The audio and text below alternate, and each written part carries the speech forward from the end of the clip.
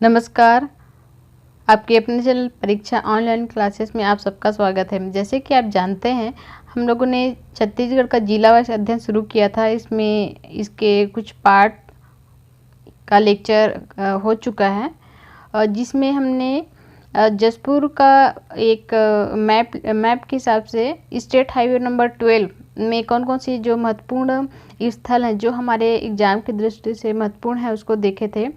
उसमें कुछ जो पार्ट हुआ था आज हम देखेंगे उसी में आगे स्टेट हाईवे नंबर 4। तो हमारा प्रयास ये था कि हम पहले स्थल के नाम को जान लेते हैं, उसके बाद इसको मैप को समझेंगे, क्योंकि एक साथ इतने सारे स्थल हैं उन सबको समझना और याद कर पाना थोड़ा दिक्कत होगा। इसीलिए हमने क्या किया था, एक एक रोड को हमने पकड़ा था। जैसे उसके बाद जो स्थल छूट जाते हैं उसको अलग से देख लेंगे। तो चलिए हम इसको आगे शुरू करते हैं। State highway number 4, state highway number 4, इसमें स्टेट हाईवे नंबर 4 कौन सा है उसको देख लेते हैं। जैसे ये आपका स्टेट हाईवे नंबर 4 है, इसके अंतर्गत आने वाले जो महत्वपूर्ण स्थल है उसको हम देखेंगे। तो सबसे पहले आता है कोतमा। तो ये यहाँ पर कोई ऐसा खास तो नहीं है जिसमें एग्जाम की दृष्टि से देखें, लेकिन ये है कि आपको याद रखना है कि कोतमा नामक स्थल है जो स्टेट हाईवे नंबर 4 में आएगा और ये जसपुर का एक स्थल। उसके बाद है कोनपारा, इसमें भी कोई ऐसे खास महत्वपूर्ण तथ्य नहीं है। उसके बाद है तपकरा। तपकरा के बारे में पहले भी देख चुके हैं कि तपकरा क्या है। ये नाग लोग या सर्प लोग कहा जाता है और यहाँ पे सर्प विज्ञान का केंद्र है। उसके बाद आता है कोतेवीरा घाटी। कोतेवीरा घाटी में यहाँ से एक नदी जाती है, ईब नदी। ईब नदी बहुत महत्वपूर्ण है। जब नदी तंत्र देखेंगे तो इसके बारे में देखेंगे, बहुत सारे इससे हमें जानकारी लेने के लिए मिलेगा। एक तो चीज़ है, जब सोने के बारे में जब भी बात आता है कि कौन से नदी में सोने के कण प्राप्त होते हैं तो ईब नदी नाम आता ही है। और यहाँ पर और क्या क्या देख लेते हैं। यहाँ से एक नदी जाती है ईब नदी, जिसमें एक जलाशय है कोतेवीरा जलाशय। आगे जाकर ईब नदी एक जलप्रपात बनाती है और यह तपकरा से 6 किलोमीटर है। जो इस क्षेत्र के निवासी हैं वो जानते ही हैं, और जो यहाँ से दूर है उन्हें भी मतलब इसके सहायता से इस स्थल को समझने का प्रयास करना चाहिए कि यहाँ पर जो ईब नदी है वहाँ पे सोने के कण पाए जाते हैं। इसके अलावा क्या क्या मिला, एक कोतेवीरा जलाशय है और ये जलप्रपात भी बनाता है। यहाँ पर कोतेवीरा जलाशय है और आगे जाएंगे तो कोतेवीरा जलप्रपात भी है। ये दोनों तीन चीज़ इसमें फैक्ट है। एक तो सोने के कण, कोतेवीरा जलाशय, कोतेवीरा जलप्रपात, नाम से ही सेम ही है, तो अलग से इसमें मतलब याद करने की तो ज़रूरत नहीं है, ना ही ट्रिक की ज़रूरत पड़ेगी। उसके बाद है फरसा बहार। फरसा बहार यहाँ पे कहने के लिए बोला तो ये जाता है कि तपकरा को छत्तीसगढ़ का नागलोक या सर्प विज्ञान का केंद्र है। यहाँ पे छत्तीसगढ़ का नागलोक कहा जाता है। लेकिन अगर, क्योंकि हमारे रिकॉर्ड में ये दर्ज हो चुका है, लेकिन सामान्यतः है ये देखा गया है कि तपकरा से भी कहीं अधिक सर्प के मामले में फरसा बहार है यहाँ अत्यधिक मात्रा में पाया जाता है। और जो पाया जाता है वो है कैरेट है, अहिराज है, रसल है, वाइपर है। इसके 10% मात्रा यहीं पर पाया जाता है। मतलब पूरे भारत में अगर देखेंगे तो उसका 10% सांप यहीं पे मिलता है। उसके बाद है जसपुर नगर। जसपुर नगर में ये सारे मंदिर हैं जो महत्वपूर्ण हैं। एक तो काली मंदिर है, बालाजी मंदिर है, खुड़िया रानी मंदिर है, बड़े महादेव का मंदिर है। और इनसे क्या क्या संबंधित हैं। काली मंदिर, यहाँ पे रानी सती हुई थी। दशहरा में बलि और बलि दिया जाता है बकरा। और यहाँ पे जो क्या है, पहाड़ी कोरबा के आराध्य देव जो खुड़िया रानी मंदिर है, ये पहाड़ी कोरबा का आराध्य देव है। और पहाड़ी कोरबा के बारे में हम जानते हैं कि हमारे छत्तीसगढ़ में इसमें अलग से छत्तीसगढ़ के केंद्र सरकार का संरक्षण प्राप्त है। और यहाँ पे विकास अधिकरण केंद्र भी मौजूद है जसपुर में, पहाड़ी कोरबा का। बड़े महादेव मंदिर ये कहाँ पर है, ये जोगी गुफा पे है। तो यहाँ पर एक तो आपका खुड़िया रानी मंदिर महत्वपूर्ण हो गया है। क्यों महत्वपूर्ण हो गया, एक तो खुड़िया रानी मंदिर को यहाँ के जो पहाड़ी कोरबा है, यहाँ की जो जनजाति हैं वो अपने आराध्य देव मानते हैं। दूसरा काली मंदिर, यहाँ पे जो वहाँ की रानी थी, जसपुर की रानी थी, वो सती हो गई थी और दशहरा के पर्व पर हमेशा यहाँ पर बकरा की बलि दी जाती है। उसके बाद है बड़े महादेव मंदिर, ये है जोगी की गुफा, जोगी गुफा है वहाँ पर ये मंदिर स्थित है। उसके बाद है जसपुर नगर कोमडो पहाड़ से घिरा है। केप टाउन क्रिकेट ग्राउंड, जो जसपुर नगर है सामान्यतः जो पूरा सरगुजा संभाग ही है वो ही पहाड़ी क्षेत्र है, पठार पे बसा हुआ है। किंतु जसपुर नगर क्या है, चारों तरफ से पहाड़ से घिरा हुआ है और इस पहाड़ को बोला जाता है कोमोंडो पहाड़। और यहाँ पर एक केप टाउन क्रिकेट ग्राउंड भी है। मतलब जैसे क्रिकेट ग्राउंड तो प्राय बहुत सभी जो जगह है वहाँ पे मिलता है, पर उसका नाम है केप टाउन क्रिकेट ग्राउंड। उसके अलावा और यहाँ पर क्या क्या है, एक चूना पानी पहाड़ है, काली नीम पानी पहाड़ है, दहतून पानी पहाड़ है, मारुल पहाड़ी, क्रोना, रौना, मारो। ये जो पहाड़ हैं जो क्योंकि चारों तरफ से घिरा हुआ है तो ये सब उनके नाम हैं। अगर याद कर हो सकता है तो प्रयास कीजिए याद करने का, अगर नहीं फिर भी एक बार अगर आप पढ़ के निकल जाएंगे तो जब कभी भी अगर नाम आता है तो आपका दिमाग जरूर क्लिक करेगा। चूना पानी पहाड़, काले नीम, दहतून पानी, मारुल पहाड़, क्रोना, रौना और मारू।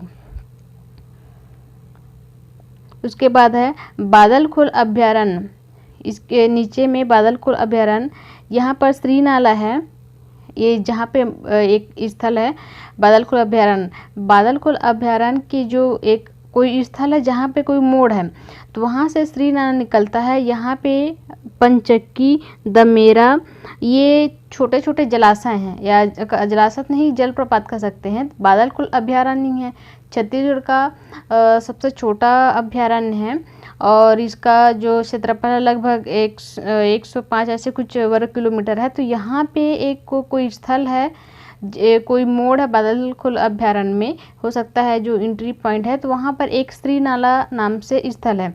तो उसमें पंचक्की और दमेरा दो जलप्रपात हैं और इन दोनों जलप्रपात की खोज की थी जर्मन के एक व्यक्ति थे, यहाँ पर घूमने के लिए आए थे, इसलिए इन्होंने इसको खोजा था।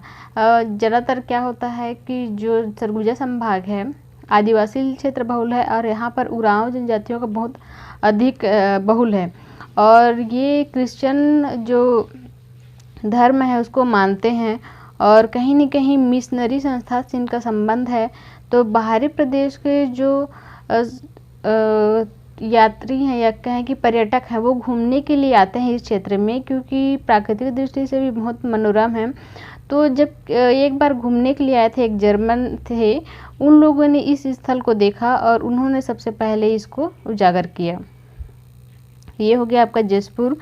उसके बाद ये पंडरा पार्टों को शिमला इसलिए कहा जा रहा है कि पहले शिमला तो हम मेन पार्ट को बोलते हैं, लेकिन सेकंड यहाँ पर लिखा है सेकंड शिमला, क्योंकि यहाँ की जो परिस्थिति है जैसा शिमला की है सेम वैसी है। शिमला का एक मेन के दृष्टि से अगर देखें तो इसका अलग ही कंसेप्ट है, तो वहाँ पर हम डिटेल नहीं जाएंगे क्योंकि अभी हमको यहाँ पर जो तथ्य है उसको समझना है। जब मेंस का के क्लास या सिलेबस के हिसाब से देखेंगे तो वहाँ पर इसको और ब्रीफली में देखेंगे।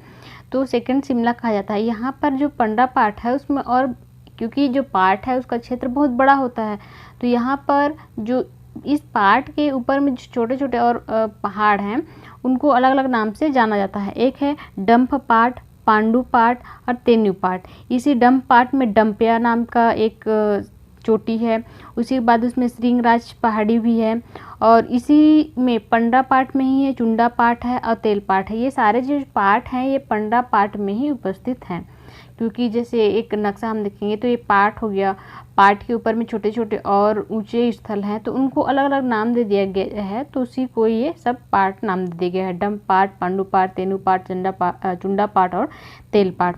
उसके बाद है एक शख्स है, जब भी जसपुर का नाम आता है तो इसका नाम जिक्र अवश्य होता है, दिलीप सिंह जुदेव। इन्होंने घर वापसी आंदोलन चलाया था, छत्तीसगढ़ में बीजेपी के संस्थापक थे और मानव तस्करी रोकने के लिए ने बहुत ही महत्वपूर्ण कदम उठाया था। यहाँ पर इसलिए क्योंकि वहाँ के जो जनजाति थे वो धर्म परिवर्तन करके अपना जो हिंदू धर्म है उसको परिवर्तित करके अन्य धर्म में क्रिश्चियन आदि में कन्वर्ट हो रहे। तो इसको लेकर के उन्होंने मुहिम छेड़ा था, तो इसके लिए इनको याद किया जाता है। उसके बाद है कांसाबेल। कांसाबेल में बेटी जिंदाबाद बेकरी, ये बहुत ही पॉपुलर है। तो इसके पीछे कहानी क्या है? 2017 भारत सरकार द्वारा नारी सम्मान मानव तस्करी से बचकर आए 20 महिलाओं द्वारा संचालित। यहाँ पर खासकर सरगुजा संभाग में, जिसमें जशपुर अंबिकापुर क्षेत्र में मानव तस्करी का मामला बहुत अधिक है। इसके पीछे बहुत बड़ा कारण है, इसको हम अलग चैप्टर में देखेंगे कारण क्या है।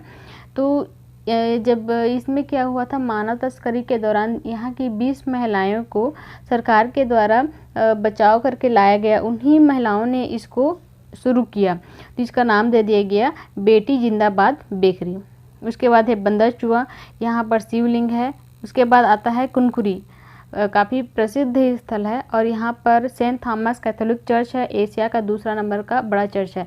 यहाँ पर हमेशा जितने भी पीएचडी पढ़ने वाले लोग हैं ये कंफ्यूज रहते हैं कि किस आधार पर इसको सेकंड नंबर का चर्च बोला जाता है। इसको आज हम क्लियर करते हैं। देखिए, चर्च का साइज है या वहाँ पर जो रजिस्टर्ड व्यक्तियों की संख्या है, बहुत सारे आधार हो सकते हैं उनको नंबरिंग करने का। तो एक समय था जब दूसरे नंबर पे था, लेकिन फिलहाल अभी नहीं है। यहाँ पर एशिया का दूसरे नंबर का चर्च का कहने का मतलब ये है, यहाँ पे जो इसके अंतर्गत जो रजिस्टर्ड व्यक्ति हैं, क्योंकि चर्च में क्या होता है, एक चर्च में व्यक्तियों के जितने भी हैं जो इस धर्म को मानने वाले रहते हैं, उनकी एक लिस्ट रहती है। उनकी संख्या के आधार पर इसको दूसरे नंबर का दर्जा मिला था। फिलहाल अभी ये नहीं है। जब 1962 में ये बनना शुरू हुआ था और 27 अक्टूबर 1979 में ये बनके तैयार हुआ। भारत में ईसाई धर्म का प्रचार प्रसार करने वाले पहले पादरी जीसस क्राइस्ट के बाद धर्म का प्रचार प्रसार करने के लिए 41 AD आफ्टर डेथ में ये आए थे। उस समय भारत में शासक थे हेलियोडोरस, हिंदी यूनानी। ये कुनकुरी के बारे में बस ये तथ्य है। उसके बाद है रायकेरा, इसी रोड में हमको पड़ेगा। उसके बाद है इचकिला, यहाँ पे इचकिला में रानीदह जलप्रपात है। इचकिला में रानीदह जलप्रपात है। हमने एक देखा था, एक नाला देखा था, जब बादलखुल से निकलता है श्री नाला, एक छोटा सा नदी या नाला कह सकते हैं इसको। वहाँ पे 2-3 और जलप्रपात देखे थे, तो उसमें एक है रानीदह जलप्रपात और दूसरा है लोरो जलप्रपात। उसी में आगे जब बढ़ता है, दुलदुला साइड आगे बढ़ते जाता है, तो वहाँ पे रानीदह और लोरो जलप्रपात भी मिलता है। उसके बाद है लोरो घाट, छत्तीसगढ़ में फूलों की घाटी कहा जाता है। छत्तीसगढ़ में फूलों की घाटी इसलिए कहा जाता है क्योंकि जो घाट है, जैसे घाट में क्या होता है, जो रास्ता है टेढ़े मेढ़े रास्ता, तो वहाँ पे अभी तो फिलहाल कम हो गया है इसकी मात्रा, लेकिन पहले एक समय था वहाँ पे फूलों की सघन क्षेत्र था, मतलब पूरी तरीके से ढका हुआ रहता था, इसलिए उसका नाम फूलों की घाटी पड़ा। और जैसे घाट फूलों की घाटी के नाम से 2 घाट जाना जाता है। एक तो लोरो घाट है जो जसपुर में है, दूसरा है केशकाल घाटी जो कि आप बस्तर जाओगे तो आपको पड़ेगा। उसके बाद है गम्हरिया। गम्हरिया ओघेश्वर या ओघोर बाबा का आश्रम है, रामचंद्र गहरा गुरु को आश्रम। उसके बाद इसमें और ज़्यादा तो नहीं है, इसमें बाकी को हम मैप में देखेंगे। जो जगह छूट रहा है इस दौरान, और बहुत सारी जगह छूट रहा है, उसको हम मैप में देखेंगे। इसमें तहसील कितने हैं? 8 तहसील हैं। इसको तहसील को नाम जानना भी हमको जरूरी है कि जसपुर में कौन कौन से क्षेत्र है, तहसील है, इसको अच्छे से आप देख लेंगे। पत्थलगांव है, कांसाबेल है, ये जो भी जगह हम देख रहे हैं उसके बारे में लगभग एक को छोड़ के हम देखे हैं। पत्थलगांव भी देख चुके हैं, कांसाबेल, दुलदुला, कुनकुरी, बगीचा, मनोरा, फरसा बहार और जसपुर, ये 8 यहाँ तहसील है। नगर पालिका परिषद बस एक है, जसपुर नगर, और विधानसभा क्षेत्र 3 है। एक तो जसपुर नगर है, पत्थलगांव है और कुनकुरी है। और यहाँ पे ईब नदी, जेमूर नदी, कन्हार नदी और नियम है, डोडकी नदी है और बाग माड़ है। और जलप्रपात कौन कौन से हैं, मतलब रिवाइज करने के रानीदह, दमेरा, खुड़िया, राजपुरी, कोतेवीरा, लोरो, भृंगराज, बेन, घूरी जलप्रपात, ये सारे अपने इसके अंतर्गत जो हमने देखा वो महत्वपूर्ण तथ्य हैं। जितना हम स्थल अभी तक हम पढ़े हैं उसमें से अभी और बहुत सारा इसमें छूटा हुआ है। तो आज के लिए हम केवल इतना को देखते हैं। मैप को नेक्स्ट क्लास में हम देखेंगे, क्योंकि एक क्लास ये काफ़ी कुछ इसमें छूटा हुआ है जो हम देखे, महत्वपूर्ण बिंदु इसमें नहीं आए। तो अब हमको महत्वपूर्ण स्थल के बारे में एक रफ आइडिया हो गया है। अब हम मैप की सहायता से नेक्स्ट क्लास में पूरा जो बचा हुआ है इसको कंप्लीट करके जो भी आपके जलप्रपात हैं या नदी हैं या जो भी महत्वपूर्ण स्थल है उसको ट्रिक के माध्यम से और अच्छे से समझने के प्रयास करेंगे, ताकि हम एक बार देखते हैं तो दोबारा हमको पढ़ने की आवश्यकता नहीं होगी। तो आज के लिए बस इतना ही। धन्यवाद।